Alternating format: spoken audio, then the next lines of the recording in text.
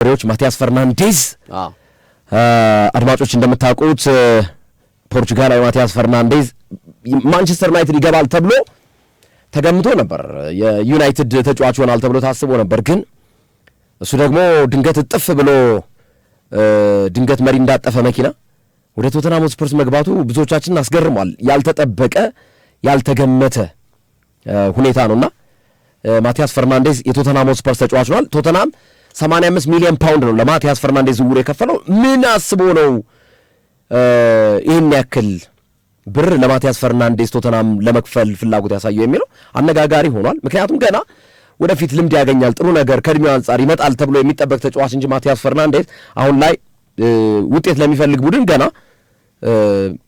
ልምድ የሚፈልግ ተጫዋች እንደሆነ ይታወቃል። ከማቲያስ ፈርናንዴዝ ዝውውር ተነስተን ሌሎችንም እንዳሳቸው ግርምዬ የዓለም ዋንጫ መረጃ በተወሰነ መንገድ ለመጨመር ያህል አንድ አዲስ መረጃውን እየወጣ ስለሆነ ነው ወደ ዝውውሩ በቀጥታ አልፋለሁ። ጀርገን ክሎፕ ጀርመን ብሔራዊ ቡድን ለመያዝ ፈቃደኛ ሆኗል። ስለዚህ ምናልባት የጀርመን ብሔራዊ ቡድን በቀጣዩ የ2030 የዓለም ዋንጫ ጥሩ ሆኖ ሊመጣ ይችላልና ፈቃደኛ ሆኗል። በቀደም ተናደዋል፣ በጣም ተናደዋል፣ አብዷል። እሱ ይመስለኛል ምክንያታቸው ነው። እንደውም ያቺ የተናገሯት ንግግር በአርሰናል ደጋፊዎች ቂም አስቋጥራባቸዋለች። 60% የአርሰናል ጎል 60% የአርሰናል ጎል የተገኘው በዚህ መልኩ ነው። እንደዚህማ ቢሆን አርሰናል ዘንድሮ ሻምፒዮን አይሆንም ነበር ብሎ አርሰናል ያነጻጸሩበት መንገድ የርገን ክሎፕ ትንሽ የአርሰናል ደጋፊዎችን አስቀይሟል። ጆናታን ታህ በግንባር ያስቆጠረው ጎል ላይ በቫር ታይቶ ነው። ጎሉ ከመቆጠሩ በፊት ግብ ጠባቂው በጀርመኑ 3 ቁጥር ተጫዋች ተነክቷል ነው ወይም ፋውል ተሰርቶበታል ነው። አሁን ተንታኞችን ራሱ ለሁለት ነው የከፈሉ። አንዳንዶች በጣም እንደውም አለን ሽረር ምንድን ያለው ንክኪው ያን ያህል አይደለም እና እግር ኳስ ላይ ነካካ ነው እንደ ንክኪ ስፖርት እኮ ነው አለ። ግብ ጠባቂው ላይ ያን ያህል ተጽዕኖ የሚፈጥር አልነበረም እንዴት እንደወሰኑ የሚል ሐሳብ ነው። እንግዲህ የርገን ክሎፕ ቀጣዩ የጀርመን አሰልጣኝ ከሆኑ ጀርመን እድለኞች ናቸው። ወደ ዝውውር ወሬዎች እንግባ። ቀጥታ ገብተን አለማዎቻችን ማንቸስተር ዩናይትድ ነው ቀራሚ የምናደርገው። ቀዮች ሰይጣኖች ማንቸስተር ዩናይትዶች እንግዲህ የማቲያስ ፈርናንዴዝ ወደ ቶተንሃም መሄድ በእጅጉ ለማንቸስተር ዩናይትዳውያን ያልተጠበቀ ዜና ነው። ምክንያቱም ከፊቱ ነው እየመራ የነበረው ማንቸስተር ዩናይትድ ነበረ በብዙ መንገዶች በብዙ ሂደቶች እና ያ ባለበት ሁኔታ እንዴት ማርሽ ቀይሮ በፍጥነት ማቲያስ ፈርናንዴዝ ሀሳብ ቀየረ የሚለው ደጋግመን አንስተናል። አድማጮቻችን ሰሞኑን የነበሩ ፕሮግራሞቻችን ቢሰሟቸው ይረዳሉ ብለን እናስባለን። ዌስትሃምና ተጫዋቹ ገንዘብን ብቻ ነው የሚፈልጉት። ገንዘብን ብቻ ነው የሚፈልጉት። የተሻለ ገንዘብ የሚሰጥ ቡድን ይወስደዋል እና ቶተንሃም በዚህ ፉክክር ውስጥ ሊያሸንፍ ይችላል የሚል ግምቶችን ባለፉት ከ3-4 ቀን በፊት የነበሩ ፕሮግራሞቻችን ላይ አቅርበናል እና ያኔ የሆነው ማቲያስ ፈርናንዴዝ ሄደው በቃ ለሌላ ነገር ብላችሁ እንዳታስቡት የማንቸስተር ዩናይትድ ደጋፊዎች። ማቲያስ ፈርናንዴዝ ሄደው ገንዘብ በቃ ለገንዘብ ነው። ዌስትሃምም ተጫዋቹን በጥሩ ገንዘብ መሸጥ ስለሚፈልግ እሱም ጥሩ ደሞዝ መከፈል ስለሚፈልግ ከዛም በኮሚሽን የሚያገኘው ገንዘብ ስላለ ከሽያጩም ላይ በዛ ምክንያት ወደ ቶተንሃም ሄዷል። ሌላ አይደለም፣ እግር ኳሳዊ ምክንያት አይደለም። ለዚህ ማብራሪያ መስጠት አችልም። ምክንያቱም ማንቸስተር ዩናይትድ በቻምፒዮንስ ሊግ የሚሳተፍ ቡድን ነው።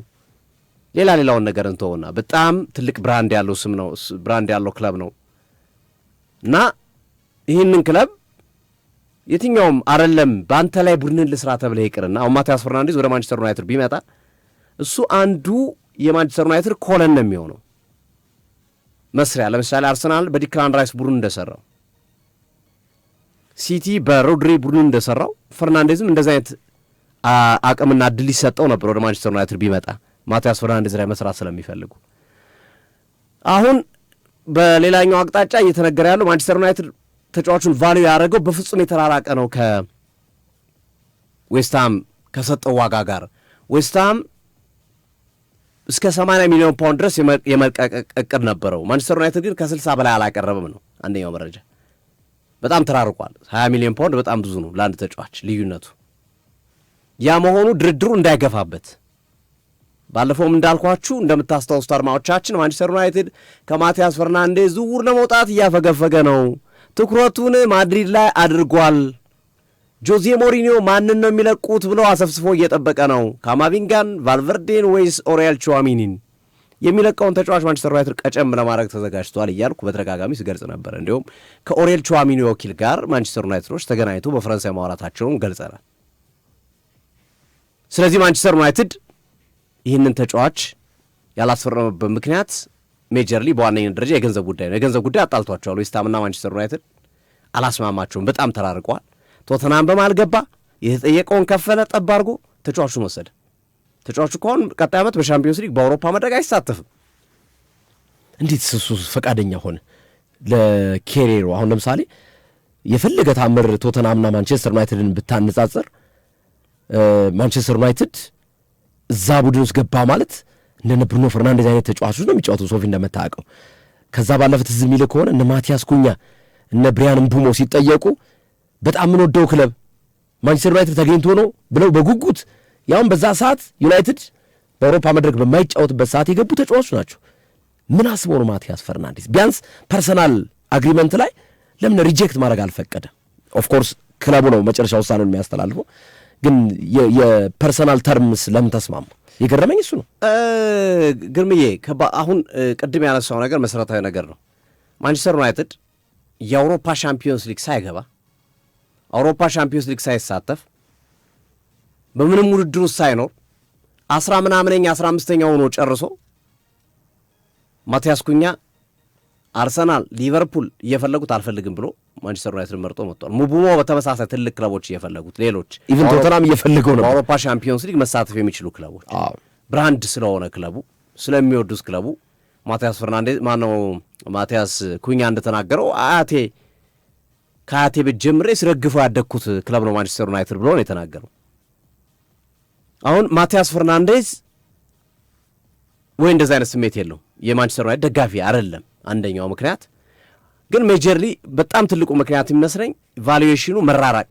ማንቸስተር ዩናይትድ 60 ቶተናም ደግሞ የተጠየቀውን 85 ከፍላለሁ ብሏል። አትጎዳማ። በመሃሉ 25 ሚሊዮን ፓውንድ ልዩነት አለ። አምስቱን እንኳን ለማቲያስ ፈርናንዴዝ ወኪል ብትለቅለት ወይም ለሱ ብትለቅለት በወኪሉ በኩል አድርገ በጣም ቆንጆ ገንዘብ ነው፣ ትልቅ ገንዘብ ነው። ያጓጓል በዚህ ሂደት ውስጥ። ስለዚህ ለማቲያስ ፈርናንዴዝ ገንዘብ ነው የተጫወተው ጨዋታውን። ትናንት ግርምሾ ምሽት ላይ ስናነሱ አንስቷል። ገንዘብ ነው ይህን ጨዋታ የተጫወተው። ወደ ግራ ወደ ቀኝ አንወሰደው፣ በቃ ገንዘብ ነው ጨዋታው። ማንቸስተር ዩናይትድ ደግሞ ይህን ያህል ገንዘብ ከማወጣ ኤክስፔሪንስ የሆነ ተጫዋች ላይ ይህን ያህል ገንዘብ ቹዋሚኒ 85 አያወጣም። ግርምያ እርግጠኛ ሆኜ እናገራለሁ። ቹዋሚኒ በ75 ከማቲያስ ፈርናንዴዝ ዋጋ ባነሰ ቹዋሚኒን ኤክስፔሪንስ ያለው ልምድ ያለው ትልቅ ዋንጫዎችን ያነሳ አቅሙ ከፍ ያለ ተጫዋችን ማምጣት የሚችሉበት እድል እንዳለ ማንቸስተር ዩናይትዶች የተረዱ ይመስለኛል። እኔ የማንቸስተር ዩናይትድን አመራሮች ውሳኔ አድንቄያለሁ። በዚህ እጥፍ ማለታቸው ትክክል ነው። አጓጉል ድርቅና ገብተው ከቶተናም ጋር ተፎካክረው 85 ሚሊዮን ፓውንድ ቢያመጡት ምናልባት የከሰረ ዝውውር ሊሆን ይችላል። የዝውውር አንደኛ ተጫዋቹ ገና 1 ዓመት ላይ የተመለከተው ፕሬዠር መቋቋም ይችላል ወይ? በትልቅ ክለብ አልተጫወትም። ማንቸስተር ዩናይትድ ስትመጣ ትልቅ ጫና አለብህ። ማንቸስተር ዩናይትድ ክለብ ስትገባ እንደ ቶተንሃም ቶፕ 6 ግባ ምናምን ችግር የለውም አትባልም። ማንቸስተር ዩናይትድ ስትመጣ ዋንጫ አምጣም ልትባል ትችላለህ። ቀጣይ ዓመት ማንቸስተር ዩናይትድ 2028 150ኛ ዓመቱን ሲያከብር ዋንጫ ፍለጋ ነው የሚጫወት ብሏል፣ ተናግሯል። አሳውቋል። ዋንጫ 2028 በባሌም በቦሌም ብለን እናመጣዋለን ብሏል። ስለዚህ ያንን መሰረት ባደረገ መንገድ የተደረገ ዝውውር ነው ብዬ ነው የማምነው የማቲያስ ፈርናንዴዝ። ማንቸስተር ዩናይትድ ለአድማጮቻችን ግልጽ የሆነላቸው ይመስለኛል። የማንቸስተር ዩናይትድ ለምን ከዝውውር እንደወጣ ለምን ቶተናም እንዳሸነፈ ግልጽ ነው። ይሄ ነገር የተከናወነበት ሁኔታ በእነዚህ ምክንያቶች የተፈጸመ ነገር ነው። በዛ ሂደት ነው እና ማንቸስተር ዩናይትድ ከዝርዝሩ ውስጥ ማቲያስ ፈርናንዴዝ መውጣቱን ተከትሎ ሌላ ተጫዋች አስገብቷል። ዝርዝር ውስጥ አሁን የያዛቸው ተጫዋቾች አሉ ማንቸስተር ዩናይትድ እነ ባሌባ፣ ኦሬል ቹዋሚኒ፣ ሳንድሮ ቶናሊ እያን ኤሊዮት አንደርሰን፣ ማቲያስ ፈርናንዴዝ ነበሩ። 2 ወጡ። ኤሊዮት አንደርሰን ወደ ሲቲ ሄደ፣ ማቲያስ ፈርናንዴዝ ወደ ቶተንሃም ሄደ። ሌላ ዝርዝር ማስገባት አለበት። እንደ አዲስ ባደሰው መንገድ ፍሊክስ ነሜቻ ማንቸስተር ዩናይትድ ራዳር ውስጥ ገብቷል። የተጫዋች የቦሩሲያ ዶርትሞንድ የአማካይ መስመር ተጫዋች ነው። ገና በ20ዎቹ አጋማሽ በታች 23-24 ዓመት ላይ የሚገኝ ተጫዋች ነው ፍሊክስ ነሜቻ። በጀርመን ብሔራዊ ቡድን ከፓቭሎቪች ጋር ተጣምሮ ያሳየው አቋም በጣም አስደናቂ ነው። እኔ በዶርትሙንድ ከማውቀው በላይ ይህንን ተጫዋች በጀርመን ብሔራዊ ቡድን ከፍ ብሎ ተመልክቼዋለሁ ፍሊክስ ነሜቻ። እሱ ብቻ ሳይሆን ተጫዋቹ የእንግሊዝን ካልቸር የሚያውቅ ነው። በማንቸስተር ሲቲ አካዳሚ ውስጥ አድርጓል። ፍሊክስ ነሜቻ ማንቸስተር ሲቲ አካዳሚ ውስጥ ያደገ ተጫዋች ነው ነሜቻ። በተመሳሳይ ወንድሙ ሉካስ ነሜቻም በሊድስ ዩናይትድ የሚጫወት ተጫዋች ነው የፍሊክስ ነሜቻ እና ለእንግሊዝ እግር ኳስ አዲስ አይደለም። እንደነ ጃረን ሳንቾ እንደነ ሌሎችም ወደ እንግሊዛዊ ሆኖ ወደ ውጭ ወጥተው የእንግሊዝን ባህል የሚያውቁ ግን ሌላ ሀገር ሄደው አዲሞላ ልኩማን ለምሳሌ እንግሊዝ ውስጥ ነው ያደገው የተወለደው ለናይጄሪያ ብሔራዊ ቡድን ጫወት እንጂ ፍሌክስ ነው የሚቻም ለጀርመን ብሔራዊ ቡድን ጫወት እንጂ የእንግሊዝን ባህል በደንብ የሚያውቅ ነው። በማንቸስተር ሲቲ አካዳሚ ያደገ ነው። ሌላ ሀገር ከምታመጣው ለምሳሌ ሆጁምላ እንዳለ ስፖርቲንግ ሊዝበን ብዙ ማንቸስተር ዩናይትድ ኢንተረስት የለውም እሱ አትሌቲኮ ማድሪድና ጁቬንቱስ ናቸው እየፈለጉት ያሉት። ባለፈው ሞክረው ነበር ወዲያው ነው የተውት ብዙም አልፈለጉትም ተጫዋቹ እና ፍሌክስ ነሜቻ ላይ አሁን ትኩረታቸውን አድርገው መንቀሳቀስ ጀምረዋል ማንቸስተር ዩናይትዶች። ቹዋሚኒ እንዳለ ሆኖ ማለት ነው። ቹዋሚኒም ነው እነሱን መፋለጥ ካለባቸው ቹዋሚኒ ላይ ቹዋሚኒ ካማቪንጋ ከሁለቱ አንዱ ካማቪንጋ ኦልሬዲ ገበያ ላይ የወጣ ነው። ቹዋሚኒን እንኳን የሚለቁት አይመስለኝም። ጆዜ ሞሪኖ ሰሞኑን አይ ቲንክ ዛሬ ትናንት አካባቢ ምናምን ይመስለኛል ከተጫዋቾቹ ጋር ከሁሉም ተጫዋቾቹ ጋር በዙም ኮንፈረንስ አከናውኗል፣ ውይይት አድርጓል። ጆዜ ሞሪኖ ከተጫዋቾቹ ስራውን ጀምረዋል በማድሪድ በነገራችን ላይ እና ስራውን መጀመሩን ተከትሎ በዙም ገለጻ ሰጥቷቸዋል። ፍሬም አስይዟል። እነማን ይቀጥላሉ እነማን አይቀጥሉም የሚለውን በስም ባይጠቅስም በፍሬም ደረጃ እንደዚህ አይነት ተጫዋቾች ይቀጥላሉ እንደዚህ የሚል ነገርና ለማድሪድ ግን ይውጡ ብሎ 5 ተጫዋቾችን ይፋ አድርጓል። ከነዚህ ውስጥ ኦሬል ቹዋሚኒ ይገኛል። ምክንያቱም ማድሪድ በዘንድሮው ውድድር ዓመት ከቹዋሚኒና ከቫልቨርዴ አንዱን መምረጥ አለበት። ሁለቱ ኃይለኛ ጸብን የተጣሉት ባለፈው ዓመት መጨረሻ ላይ ከሻምፒዮንስ ሊግ ከወጡ በኋላ ተፈንክቷል። ቫልቨርዴ ተፈንክቷል። ለዩራጓይ ሲጫወት እኮ ይታያል። እንደዚህ በግልጽ የተሰነጠቀው እኮ ይታያል። እና ገሎት ነበር እኮ ልጁን እንዴ ከባድ ስለሆነ በዛ አይነት ስሜት ውስጥ የፈለገ ነገር ቢሆን መቃቃር ይኖራል ተብሎ ስለሚታመን ማድሪድ አንዱን መምረጥ ይፈልጋል። ግን ሶፊ ፓንች ብቻ ይመስላል ቦክስ ብቻ ይመስላል አይመስለኝም። እኔ የሰው ልጅ በቦክስ ብቻ እንደዚህ ይሰነጠቃል ብዬ አልገምትም። አይ ቦክስ አይደለም በሆነ ነገር ነው የመጣው ብረት ነገር እጁ ላይ ይኖራል ወይ የሆነ ነገር ተጠቅሟል ብዬ ነው እንጂ የማስበው እንደዚህ እኮ ነው የተተረተረው።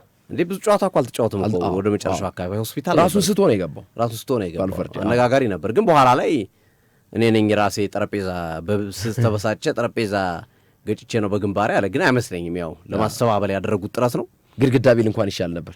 ስለዚህ ያንን መሰረት ባረገ መንገድ የሚከናወን ነውና ከማድሪድ የሆነ ነገር እንደሚገኝ ማንቸስተር ዩናይትድ እርግጠኛ ነው። ወይ ካማቪንጋን ወይ ቹዋሚኒ ወይ ቫልቨርዴን ሞር ኦር ለስ ግን እንደኔ ኦሬል ቹዋሚኒ ይመስለኛል የሚወጣው ተጫዋች እሱን እንደሚያገኙ እርግጠኛ ስለሆኑ ይሄኛውን ዝውውር የተውትና ፍሌክስ ነሜቻን ደግሞ ምናልባት ማንቸስተር ዩናይትድ እንደ ሶስተኛ አማካኝ ኤደርሰን ጨርሷል። እንደ ሶስተኛ አማካኝ አድርጎ ካመጣው ዴታ አይነት ምርጥ ዝውውር ነው የሚሆንለት ማንቸስተር ዩናይትድ። ያልታሰበ ቹዋሚኒና ነሜቻን ከጨረሰ ያልታሰበ ምርጥ ቡድን አማካኙ መሆን ይችላል። በነገራችን ላይ የማኑኤል ኡጋርቴ መጎዳት ማንቸስተር ዩናይትዶች እቅዳቸው እንደማይቀይሩ አሳውቋል።